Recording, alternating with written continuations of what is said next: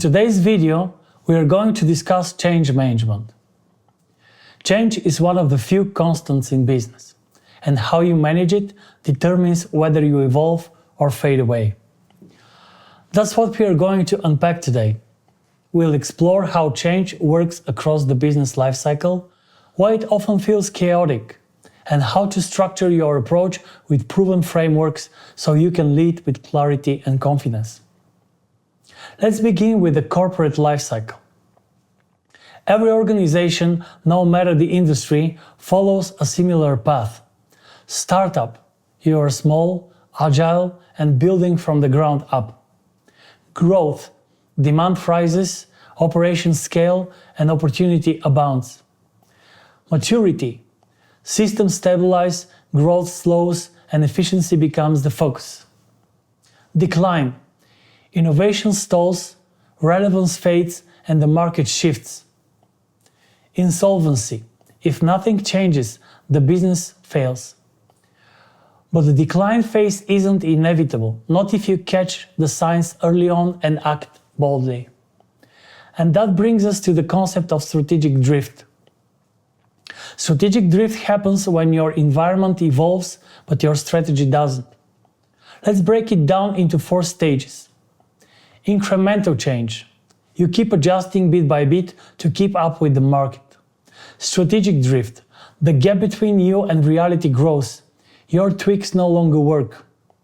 Flux. Confusion sets in.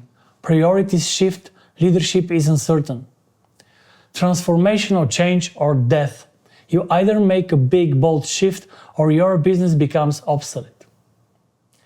Recognizing where you are on that curve is the first step to turning drift into a momentum. Now, what drives the need for change? External factors. This could come from your macro environment, things like world politics, regulations, economic shocks, or from the micro level, like new competitors or changing client behavior. Internal factors. Sometimes the pressure comes from the inside. Staff turnover, culture shifts, operational inefficiencies, or leadership gaps. Lifecycle pressure. Every product, process, or service has a shelf life. If you don't evolve, you expire. Globalization and specialization. Markets expand. Expectations grow. Clients want deeper expertise and faster results. Technological change. Either your tech becomes obsolete or someone else's tech makes you obsolete. Does that sound familiar? So, what do we do about it? We manage it, intentionally, and that begins with understanding the parameters of change. Scale. How big is this shift? Investment. What resources are required to address it? Timescale. How fast must you act? Change agents. Who will lead the transformation? Impetus. What's driving the change? Strategy. What is your roadmap? Speaking of roadmaps, let's look at 3 of the most useful frameworks for change management. Lewin's 3-phase model. It includes unfreezing. Acknowledge that change is necessary. Disrupt the status quo in your company. Create an overall feel and agreement that things can no longer continue the same way. Changing. Execute the transformation. Introduce new behaviors, structures, or models. Do it by mapping out your present state and the future state you need to move into. Refreezing. Reinforce and stabilize the change. Embed it in your culture and operations. Set new requirements, policies, and controls to fixate on the new state of doing things. Lewin's 3-step model is our preferred framework for change management at GoCrazy. It's simple and yet powerful. Kotter's 8-step change model. It includes the following steps. Create a sense of urgency. Build a guiding coalition. Develop a vision and strategy. Communicate the vision. Empower broad-based action. generate short-term wins, consolidate gains and drive more change, anchor the new approaches in the culture. Kotter's approach is more detailed, but it emphasizes one essential truth. Change is not just a process, it's above all a people and behavioral challenge. ADKAR model. ADKAR is an abbreviation that stands for awareness, listing the reasons that you believe why change is necessary; desire, listing the factors or consequences for employees that create a desire to change; knowledge, listing the skills and knowledge needed to support the change, including if employees have a clear picture of what the change looks like; ability, considering the skills and knowledge identified in the previous question and evaluating the employee's ability to perform these skills or act on this knowledge; reinforcement, listing the reinforcements that will help to retain the change.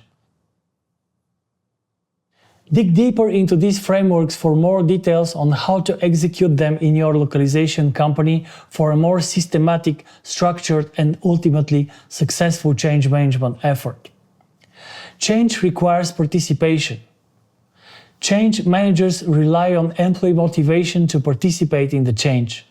They can look to inspire it by addressing employee needs, utilizing frameworks like Maslow's pyramid of needs, which divides human needs into two categories: basic needs, that include physiological safety and security needs; higher order needs, that includes belonging, social and affiliation, esteem and self-actualization needs.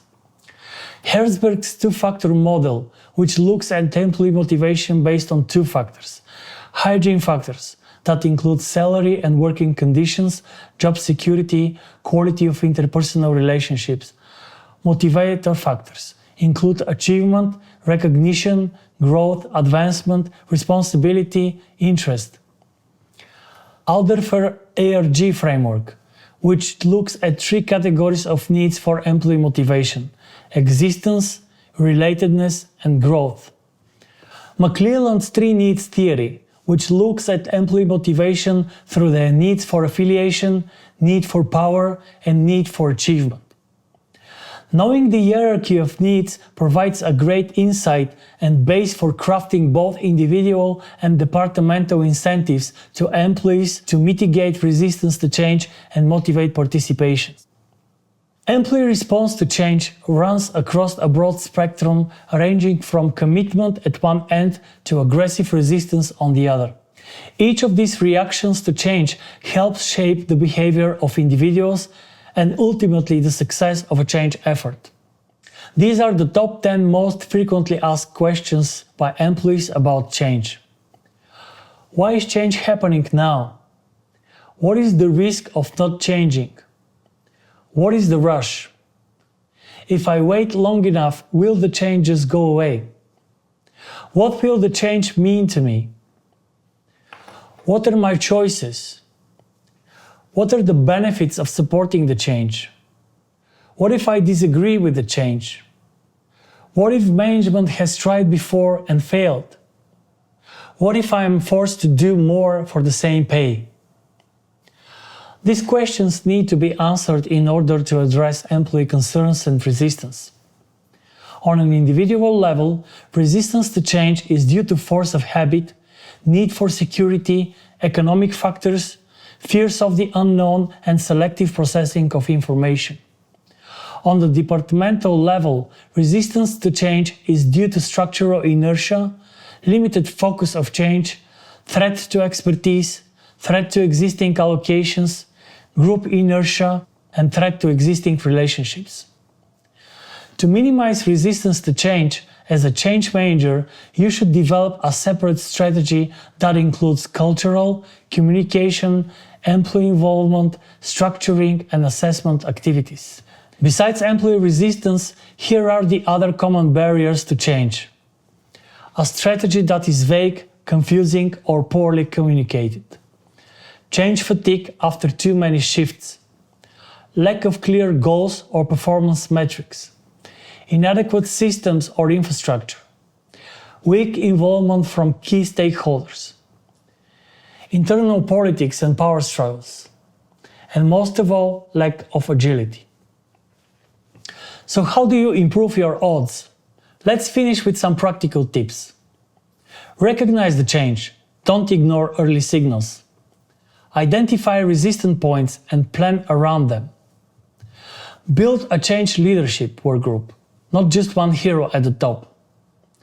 Communicate early and often. Create a sense of urgency with data and vision. Deliver short-term wins to build momentum. Personalize change. Everyone should be affected in order to participate.